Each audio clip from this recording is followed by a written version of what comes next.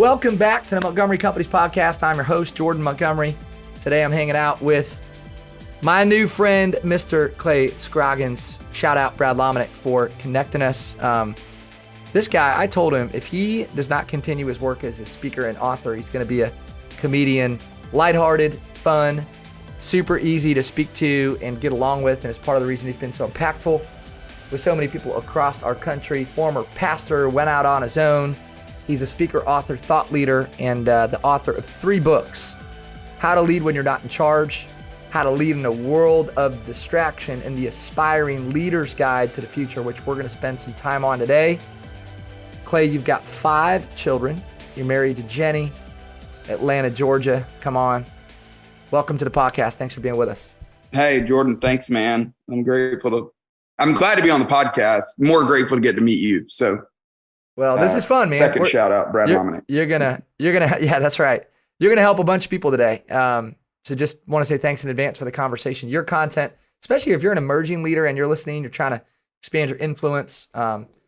Maybe you're first 5-10 years of your sort of vocational life. Clay's going to hit you right between the eyes. And that said, I think if you're a veteran leader and you're on today's episode listening to Clay, I think you're going to get a lot of value out of this as well. Hey, Clay, I'm going to put you on the spot. So just so our audience knows, I did not prep you for this question. Here we go. What is one thing most people would be surprised to know about Clay Scroggins? I grew up in a community where, and around people, I don't know why, just ever since I was probably 6th grade, my bus driver had this mixtape of nothing but like all the latest rap jams. So I'm a big rap hip hop fan, despite the fact that I am so and look so white. So really love living in Atlanta, obviously big Outkast fan. Jay-Z came to our arena last year, went and saw Jay-Z. The dude stood by himself on a stage for like an hour and a half. Band was all like hidden like underneath. It's just him with a microphone. And it was inspiring to watch. Anyway. So talented. Yeah. So talented. All right. Well, maybe if you can rip some bars for us before, we end the show. I do like the rap, but I don't really dabble in it. I try to not dabble in it myself. That's fair. I'd rather have you talk about leadership than, Well, rap thank for you. us. I feel more comfortable. You're good at that. And hey, that's where I want to take our conversation, man. You're I think a blessing and a light to a lot of emerging leaders, especially. In fact, you wrote this book, How to Lead When You're Not in Charge. Forwards written by Andy Stanley. Great content for emerging leaders. I'm just going to suggest that if you haven't read that book, you're listening to the episode today, go download it on Amazon. One of my favorite. And then you wrote this new book, The Aspiring Leader's Guide to the Future. And you've got sort of these leadership axioms. I've listened to you talk about these axioms, and our audience needs to hear this. I want to talk about this idea that you don't have to know it all to start leading. Tell us more.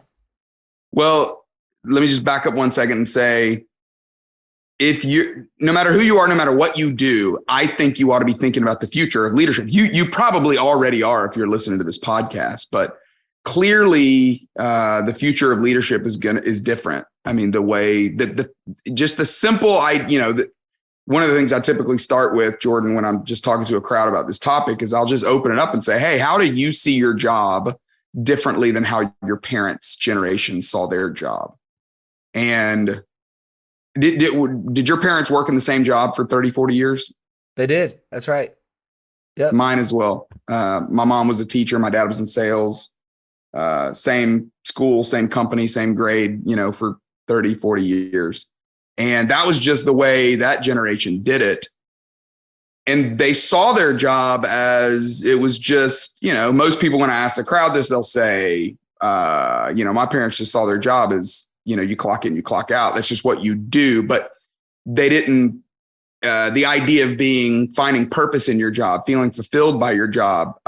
It's really that highest part of the pyramid of Maslow's hierarchy of needs. They were just taking care of food, shelter, clothing. If you liked your job, that was cherry on top. I remember talking to somebody that's, worked for the organization that I worked for a long time. He's in his late 60s. And I was telling him that, he said, man, these young people, like, I don't know why they care so much about, do they like their job? Do they feel fulfilled in their job? He was like, if you have a job, that's all that matters. And if you like it, that's just, that's extra points. But our generation, particularly, I'm 42. How old are you? 35. 35. So, I mean, anybody our age and younger, they want meaning in their job. They want community in their job. They want to use their gift set and skills in their job. And that just wasn't a thing 20, 30 years ago. So that change alone is a significant change. Obviously, the connectivity that the internet has provided, the blurred lines between home and work. I mean, there's so many different, the amount of information that we have, so many different distinctives between the way the world is changing. So I set out to try to write about that. And the first thing I bumped into was exactly what you said, that there was a day where you felt like you had to have this certain level of knowledge to feel like a leader. And we just assumed, oh, well, I want people to recognize me as a leader, so I've got to have this level of knowledge. And it is just impossible to stay up with everything. It is impossible to stay on top of everything because of the amount of information that's coming out. Technology alone, you can't stay up with. I mean, it just the constant updates and upgrades and inventions, the software that's going to be, change the world in 5 years hasn't even been invented yet or hasn't even been created yet. And we've got to adapt. I think we've got to be willing to admit that, okay, I got to know some things. I don't want to discount knowledge. It's important, but I'm never going to get to the point where I know enough to feel like I'm competent enough in front of other people. I mean, I would assume doing what you do, you had to get there, right? Because you're coaching people who are probably older than you. And do you feel that? Yeah, I feel that for sure. I think, first off, that the humble spirit, or having a humble spirit and bringing that to your communication, your leadership styles, your relationships, I think is everything. And I think, Adam Grant wrote this book called Think Again, subtitle, The Power of Knowing What You Don't Know. And we always suggest that leaders read that book, right? Because this paradox of education, the more you know, the more you realize you don't know. And that's really at the heart of what you're getting to is, man, for leaders to humble themselves to say, actually, I don't know is attractive. Like that statement is really attractive. And I've heard you, pontificate upon that. So take us deeper, because you write about this, speak about this. And I think our thoughts are aligned on this topic, especially. Could you maybe go deeper there on that sort of axiom? Yeah, I mean, that little phrase it's a pretty simple phrase, but I think every leader that is wanting, desiring, aspiring to lead in the future has got to have that on the tip of their tongue. There was a day where we felt like we had to hide that. I think there's a section of something I used from the authors of Freakonomics where they talk about, even in, when you go get your MBA, which I do not have my MBA, so I don't know what that would be like. But when you're having to defend case studies or trying to prove case studies, everything about it is trying to make yourself seem like you know what you're talking about.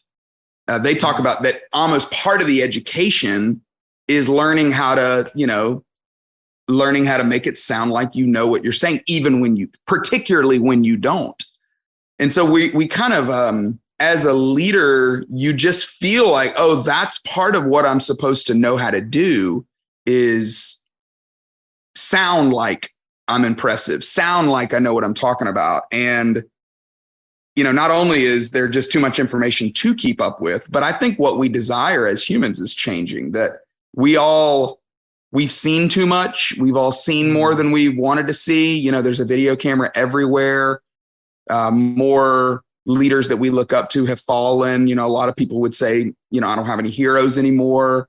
And so it's just real easy to disprove anything. It's real easy to fact check. It's real easy to watch a YouTube video and feel like an expert. My kids read a Wikipedia article and feel like they know everything there is to know about a certain subject. And so even that, the skepticism, that has created this new desire in us to go, I want to follow somebody. I'm not going to be willing to be led by somebody who I find out is faking it.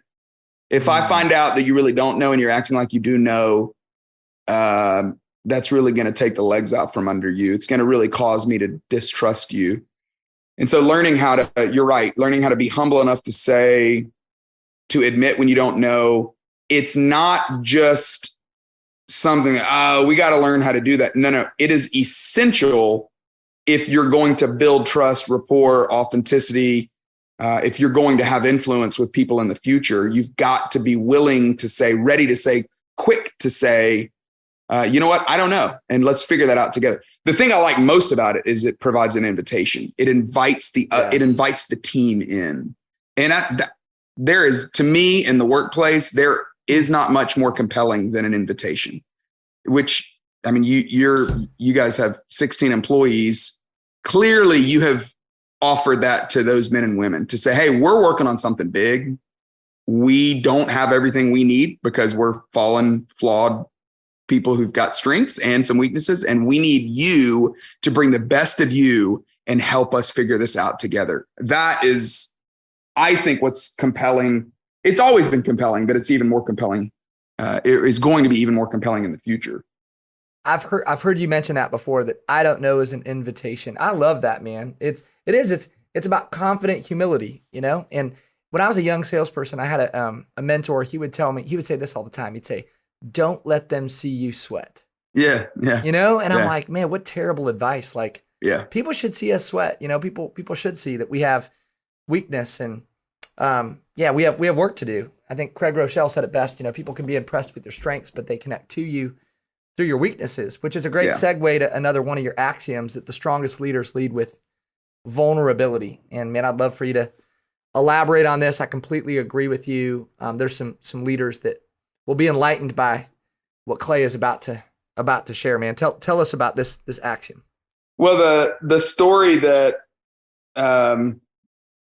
I used to explain this, the moment where I was like, man, that is just so different about the future. During 2020, as soon as everything shuts down, everybody started a podcast. Everybody was calling as many people as they knew to try to line up interviews, because what else were we going to do? Actually, the room I'm sitting in right now, this little loft room that we have that kids end up playing in, and there's all kinds of stuff and toys on the floor and stuff. I sat up here for months, and I reached out to every, Kevin Bacon, 7 Degrees of Separation. Like, who do I know that knows anybody that would be interesting to talk? So I reach out to somebody who I knew had a relationship with a gal named Angela Arentz. She was the CEO of Burberry at one time, and left that job to become the senior VP of retail for a little technology company called Apple. And I mean, just hearing that, I mean, I'm sure this is one of the things that you enjoy about doing podcasts is it forces you to talk to people that like this. I mean, you and I have a lot of similar people that we know, have a lot of connections, but we wouldn't have met unless it were for this podcast. So I'm really grateful that the Montgomery Companies do this. So I'm talking to her, and she's telling me, about that job. And I said, hey, can we stop for a second? What was that like? So Tim Cook calls you and says, come work for me. I mean, please not only that, but she was she was coming onto their executive team as the only female on the executive team. And I'm like, again, can we turn the recorder off? Like, what was that like? Like, I mean, anyway, fascinating person, such a boss of a leader. And we're talking about this idea of how, hey, what are some things that are different about the future of leadership? And she said, she brought up vulnerability and just how it is such a, there was once a day where it was a turnoff. I mean, the idea of vulnerability is I'm giving you the gun. I'm giving you the ability to hurt me. I'm giving you information that you could actually use against me. And so the very thought of it creates fear in us, thinking like, I don't know that I want to do that, because that's, it's putting me in a risky position. So we're talking about that concept. And I said, well, give me an example of a time when you experienced it. She said, first few months I'm at Apple, she said, I've, 300,000 retail associates that I was trying to unite. I was like, that seems easy. Right. I mean, what do you do to do that? Put them in the same t-shirt. That doesn't exactly do it. So she said, I sent out this little video every week called 3 Points in 3 Minutes, which, just for those of you looking for like just simple little hacks, I mean, that's a great those of you that have a, mid-size, even smaller, but particularly large organization or a large team, I think that's a great idea to do. And she said, I would just do whatever was on my mind. I mean, it could be simple. It could be profound. It could be something we're working on, something that's happening in life. 3 points in 3 minutes. Here's 3 things we got to think about it. But she said the whole point of it was I was just wanting them to get to know me. And I was wanting to have some kind of platform of communication with these associates. So she said, we're recording one of the first few and my phone rings and it's my daughter who, because they had moved from London, her daughter was still in college in London. She's on the West Coast at this point. And so she said, hang on one second, answers the phone, says, hey, I'm shooting this video, but I cannot wait to catch up. I'll call you right back as soon as it's over. Hangs up. She tells the things like, all right, let's just keep it going. I got it. She finishes up the video. They're breaking down the equipment. She says, hey, when you edit that, keep the phone call in. I want to send it out just like that. And she said, there was just something in me that felt like, I want to send it out like that. I want it to feel real, which, I'm sitting there going, Angela, this is, you're not doing this for Allstate. You're doing this for Apple, like right. they created the software to edit that video. Like they can handle that. And she said the next morning she wakes up and had hundreds of emails, responses in her inbox of men and women who work in their stores saying, thank you for showing us that, yes, you're trying to bring your best to work, but you're a mom and you're trying to bring your best to your daughter as well. And we are too. We're dads and we're moms and we're sons and we're daughters. And yes, we care deeply about what we're working on, but we also care deeply about that aspect of our life as well. Thank you for showing us that that's important to you as well. And so that vulnerability, I think, above the work-life balance conversation that brings up, I think the vulnerability that she displayed is something that is clearly attractive for the future. We don't want perfect. We want real. We want genuine. And so I would just say, if you're, whatever you're doing to lead today, whether you're leading a meeting, whether you're in the meeting, whether you're presenting something or making calls with clients or calls for people that you hope will be clients, I would just say, make yourself do something to lead with something that doesn't make you look great. People can be jealous all they want of your Instagram, but make your Instagram so good that it makes everyone hyper insecure about their life, because that's pretty much what everyone else is doing. But when it comes to real life, try it today. Just be real. Tell them about your kid throwing the tantrum.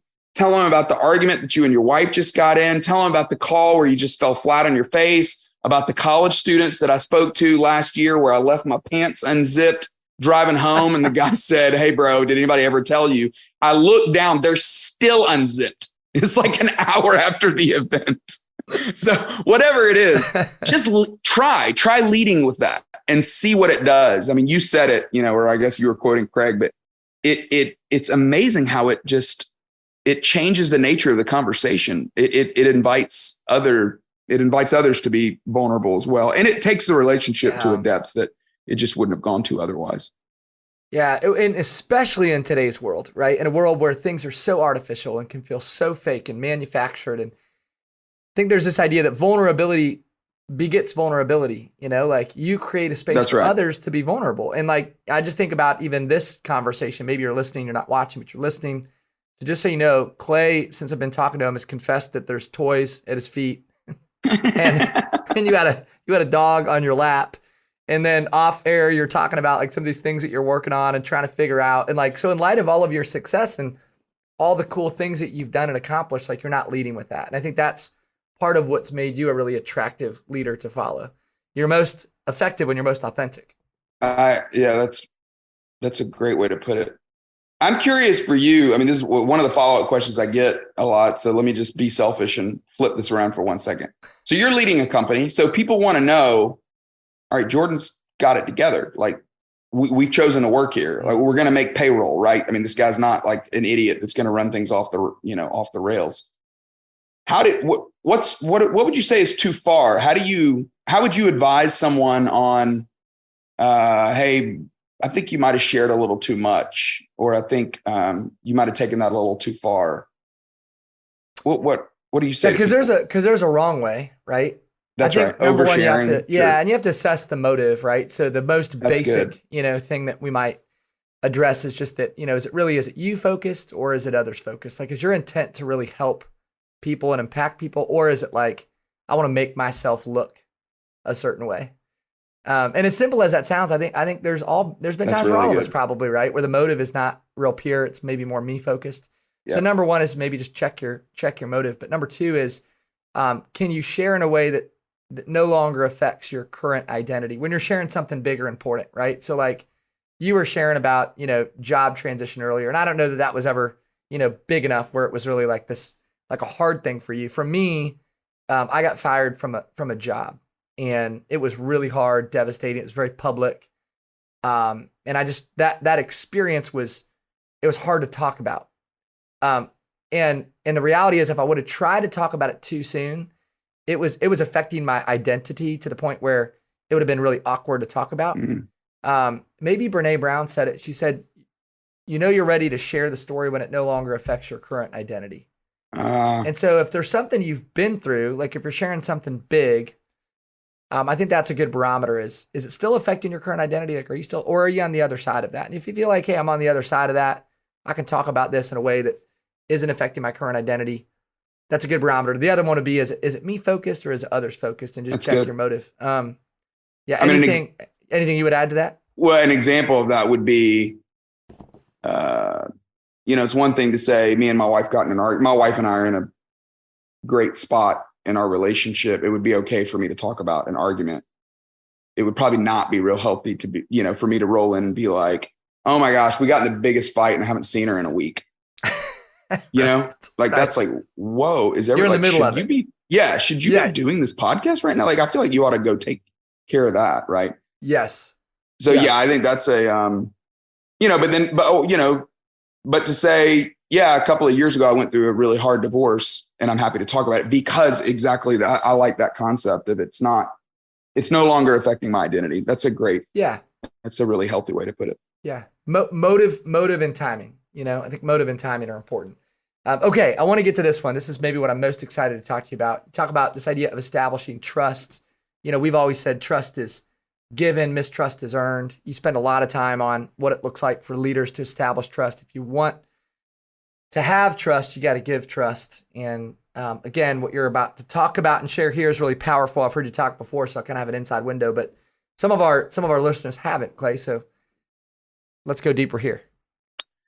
Well, everybody wants to work in an environment that is filled with trust. Lencioni's 5 Dysfunctions of a Team. It's amazing. I know you've had him on the pod. I've got a couple friends that work with him, and all of his stuff sells pretty well, but nothing sells like the 5 Dysfunctions of a Team. I mean, that book still, I don't know that it's necessarily like 5 love languages good, but it sells really, really well. And the first, that first dysfunction is the lack of trust. We all know what it's like to work for someone who doesn't trust you. And we know what it's like to work at a place where you don't trust the leadership. And it is next to impossible for that to last long. It will eventually not work because trust is the ingredient in all relationships that make the relationship really work. I mean, and it, the nice thing is it can be transferred. I mean, I'm here today because this mutual friend of ours said, oh, you're going to love Jordan. And I trust Brad. I know that he, is such a legitimately great person. And so even that alone it's so powerful when somebody that you really believe tells you something, obviously. And then someone that you don't trust, obviously it's almost impossible to have a relationship with them. So you think about it in a work context, the majority of people are still going to work every day. The hybrid work from home concept is a reality for a lot of people, but the majority of the workforce is still going to an office. But there is a significant portion of the workplace that is going, man, I got to figure, how do we now create the kind of culture that we want when we don't see each other except when we click the Zoom link or when we click the Teams link. That's a big conversation. I think in 2020 that forced all of us to really, it was almost like it was like a level check on trust in the relationship, because all of a sudden those of us that, grew up or learn how to manage others in a see them every, 5 days a week from 9 to 5 kind of context, it just really checked all the relationships to go, what do we, because you could have, and some people did cheat it, but for the most part, most people were like, no, there's trust in the relationship and we can handle it. So I think that that's really where I, started to think about, okay, this is different. This is the future of how we handle trust is just going to be different. I do think that we have to, the concept of innocent until proven guilty is really the way we ought to approach trust, that we've got to give it before it's even earned. And this is both ways. This is if you manage people, if there are people on other teams in your organization, but it's also when it comes to you and the employer that you work for, that when you say yes to that job, I think the best way to create trust is to immediately going into it, go, all right, I'm trusting these people that they are going to do what they say they're going to do, that they're going to be who they said they were going to be. And of course, that doesn't mean that when it doesn't happen, that we just go, oh, I got burnt again. No, there's a way to go and approach that person. There's a way to go and have that conversation of, hey, I want to suspend my judgment. I want to try to understand more. I want to ask a lot of questions, but I want to seek to clarify because my expectations were not met. There was a massive gap or a small gap between what I thought was going to happen and what actually happened. And whenever that is, instead of filling that gap with, oh, here they go again, or you got to be kidding me, millennials, I can't believe, or Gen Z, that's what everybody wants to do now. No, we got to go, no, let me try to insert trust there. And then when I can't do that anymore, I'm going to go follow up and I'm going to seek clarification. That is, again, it's one of those that has always been true, but it will be more true of the future. It is an essential for those that are wanting to lead in the future. It's just different than it once was. Well, it brings us to a perfect point, because I would love to, I can't wrap up this call with you without talking about how to lead when you're not in charge, which is a talk that you're giving a lot, but it's also a book that you've written. It's really powerful. Before we go there, just to wrap that point, when you talk about trusting the people that you're following, I think there is sort of a blind faith that's really attractive. And I would love to spend more time with you on this, Clay. Mark Cole, a mutual friend of ours, said this in sort of following John Maxwell and growing his influence with John. He said this to me the other day: make a leader's agenda your agenda for a season. And I love that. If you're a young leader listening and you're thinking about what does trust look like be willing to trust someone, assuming that they have, strong values and morals, so much so that you're saying, you know what, I will trust you and I will serve you. I'll actually make your agenda my agenda for a season. And I think, man, that's such a ticket to influence, relationship, opportunity. And again, you're doing it with the spirit of service. It's not about what you get, but you're really there to serve. I think that's Can probably I say that? Can I say that in slightly different? I would also, I would say figuring out what your boss is most anxious about is essential. Trying to figure out what's waking her up in the morning, what's keeping her up at night. Whatever that is ought to be what's toward the top of your list of things that you're working on, things that you're caring about. And I love that idea of just spending a season of time. This is not forever, right? But if you're in a spot right now where you're working for someone, this is a muscle that you got to develop. It's something that you got to teach yourself how to do, and you will use it later. It will come to fruition later. There will be a point in time where you will find out whether or not you learn this lesson, but learning it now in this season is so important to go, all right, right now, I see a bunch of other things going on, but if that's what's most important to my boss, I'm going to make that most important to me. And you're right. There's a lot of trust involved with that. Well, there is, and there's a lot of trust in leading up. And you wrote this book, How to Lead When You're Not in Charge. Maybe we should have started here, actually, Clay. Maybe we should just go back because this is where I know, man, you're really potent. You're potent in a lot of areas, but working with emerging leaders on leading up, how to lead when you're not in charge. I I'd just love for you to riff on this. What advice would you give to young leaders listening that they're not in charge, but they want to impact people, they want to grow in their influence? Tell us what's most important. People, we all grow up believing that leadership is authority. It's just so common for us to do that because we see the teacher, the bus driver, the coach, the principal, the pastor, the whoever has the position has the power. And the power is how we see leadership. We just see it as, oh, you got the position, you must be the leader. And over time, we all go through that season or cycle of disillusionment where we go, oh, the person in charge is not actually leading very well. And that aha happened too late for me. Not too late, like it was expired, but I wish it would have happened sooner. And for some of you, it's already happened. And maybe for others of you, maybe this would help that happen. But the sooner we can realize, oh, leadership's not about position. It's not about title. It's not about authority. It's not about being in charge, because you can be in charge and not lead well, and you cannot be in charge and change the world, as some people have done. And so once we can get that and go, okay, well, if it really is not about authority, then what is it about? Clearly, maybe not clearly, but I think I like that simple definition that leadership is influence. It's the ability to move people, the ability to get people to do what they might not want to do to accomplish what they want to accomplish. If you're in sales, you're doing it. If you got people that work in other departments that you've got to influence, if you're in quality control, you've got to do it. If you work for a central organization that's got people out in the field doing things who they do not answer to you, but you need them to pay attention to what you're talking about, you got to figure out how to do this. And so many men and women are waking up today going, man, I got to figure out how can I be a better leader, even though I don't have all the power that I want to have. I think the subtitle of the book was Leveraging Influence When You Lack Authority. I think the publisher wrote that line. I love that line which we're all trying to figure out. How do we leverage influence when we lack authority? And the sooner you can do that, the sooner you can learn how to do that, the better leader you'll be when you're not in charge, but the better leader you'll also be when you are in charge. And so the book's really about, all right, well, what do I need to do? It was really kind of, somebody on Amazon gave it like a real low rating and said, this is a memoir.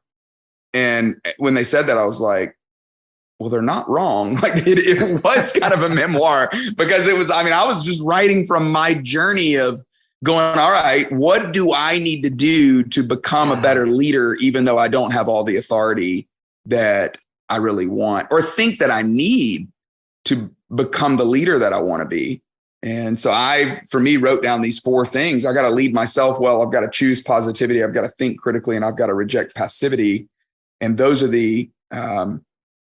if I don't do these, I'm not going to be able to cultivate influence. But you might have different ones. I would just say, whatever the answer to the question of what do you need to do to cultivate more influence, that's something that ought to be on the top of your list of things that you're focusing on as you think about how to lead yourself well. What do you need to do to cultivate more influence? Everything you do is either cultivating influence or costing you influence. But what do you need to do to cultivate more? And if you can do more of that, man, you'll just be such a better leader, whether you have authority or not. And that was my hope in writing it, was that somebody could be dropped into any organization at any point in time, at any level, and they could get something done. They could move something forward. How amazing would that be if we had that ability, that skill, that amount of influence? And it's possible. That's the great news, is it really is possible. Amen. Well, bro, we chop up a little 3-4 minute clip in every episode and share it, on social media. And that was it. There it was. How to lead when you're not in charge, leveraging influence when you don't have authority. Man, you were like a gold mine of wisdom and knowledge on the topic of leadership. And here's what I love, man. In light of your success, just if you're listening, know this about Clay. I didn't say this. Clay's responsible for putting together some of the largest leadership events, like literally in the world, and has written books and is now speaking and has walked with giants and learned from giants and is now teaching giants on this topic of leadership. And here you are investing your time with our community. So, man, I just want to say thanks from the bottom of my heart. Where can people find Clay Scroggins? Well, clayscroggins.com. I'm on social media, LinkedIn. My email is clay.scroggins@gmail.com.